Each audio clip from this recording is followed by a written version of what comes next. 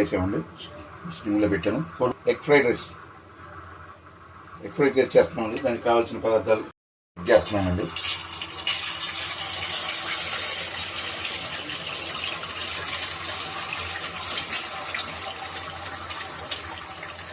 వేసామండి.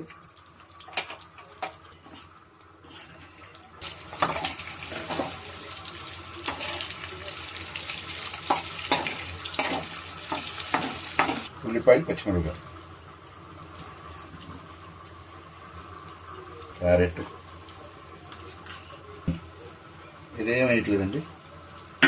కరివేపాకు, కొత్తిమీర, పుదీనా అన్నీ కలిపేసేస్తున్నాను. మనం ఇంట్లో చేసుకునేటట్టుగా హోటల్లోది కాకుండా ఇంట్లో ఎట్లా చేసుకుంటాం అట్లా చేసుకోవాలి.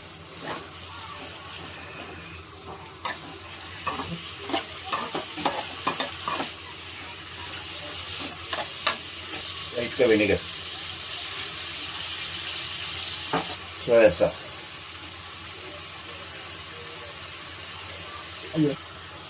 పసుపు, కారం సరిపడా, మీకు సరిపడా వేసుకోండి.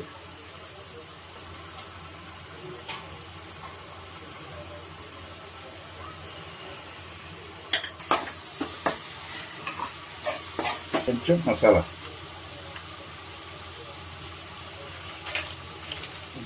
చికెన్ మసాలా,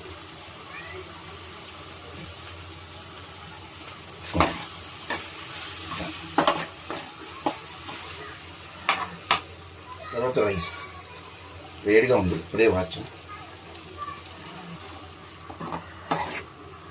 రైస్ మొత్తం వేసాను,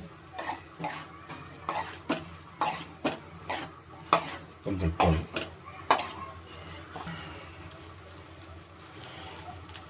కొంచెం నెయ్యి వేసుకున్నాం, తీసేయవచ్చు, దింపేయవచ్చు. సింపుల్గా మనమే చేసుకోవచ్చు ఇంట్లో. అక్కడక్కడ బయట తీసుకొచ్చి నిన్న చేసేటప్పుడు మనమే శుభ్రంగా చేసుకొని నీట్గా చేసుకోవచ్చు అండి. దీనికి కావాల్సిన పదార్థాలు: egg, tomato sauce, chilli sauce, vinegar,